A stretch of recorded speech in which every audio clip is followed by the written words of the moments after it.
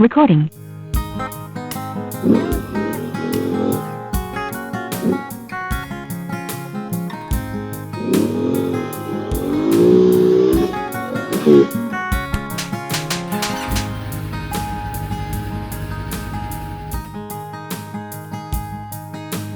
Moto Photo Adventures is on the road.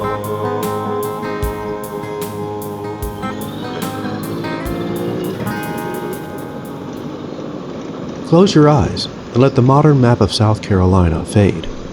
Before the Highway 17 bypass was a paved artery, Greenwood Road was a rugged, sand and clay spine cutting through the heart of St. Paul's Parish.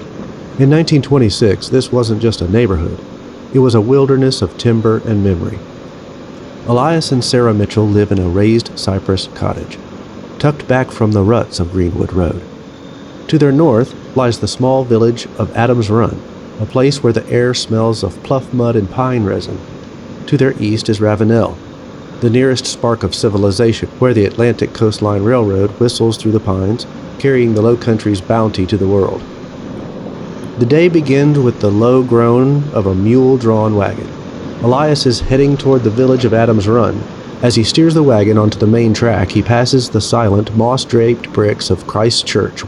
Built in 1830s, the church stands like a sentinel of the old world. In 1926, its cemetery is already filled with the names that mirror the land: Manigault, Ravenel, Seabrook. Elias tips his hat to the church, but his destination is the Adams Run Post Office and General Store. Here, the dirt of Greenwood Road meets the community. He isn't here for the mail. He's here to trade navel stores. The sticky amber turpentine resin he bled from the longleaf pines earlier that week. The store is the town's heartbeat, where men in denim overalls talk about the failing rice prices and the rising cost of seed. While Elias is in the village, Sarah Mitchell is back at the homestead, working in the shadow of the Ace Basin. Even a century ago, this was a land of water and wood. Their property borders the vast, dark swamplands that feed into the Ashepoo, Combahee, and Edisto rivers. Sarah looks toward the horizon where the Edisto River snakes through the cypress. She remembers the stories of the old rice plantations, places like Genesee Island, once the largest rice plantation in the South, now falling into a quiet, overgrown decay just a few miles away. The era of the Rice King is over, replaced by the struggle of the small plot farmer. Sarah's kitchen garden isn't a hobby. It's a fortress against the hunger of the woods, protected from the deer that wander up from the riverbanks. By mid-afternoon, the youngest Mitchell children are walking home from school.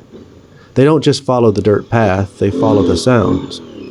From a few miles away, they hear a heavy metallic chug of the Atlantic Coastline Railroad pulling into the Ravenel depot. In 1926, Ravenel is the truck farming capital of the world. The children imagine the crates of cabbages and potatoes being loaded onto the steaming cars, headed for the dinner tables of New York and Philadelphia. The railroad is the only thing that makes this isolated stretch of Greenwood Road feel connected to the rest of the planet. For a moment, as the whistle echoes through the live oaks, the woods feel a little less lonely. As dusk settles, Elias returns home. The wagon wheels crunch over the dry sand as he passes the gates of the nearby Magnolia Plantation and Gardens. Not the one in West Ashley, but the spirit of the great estates that once dominated the riverway. The humidity of the low country thickens, and the Spanish moss begins to look like ghosts hanging from the trees. The Mitchells gather on their porch.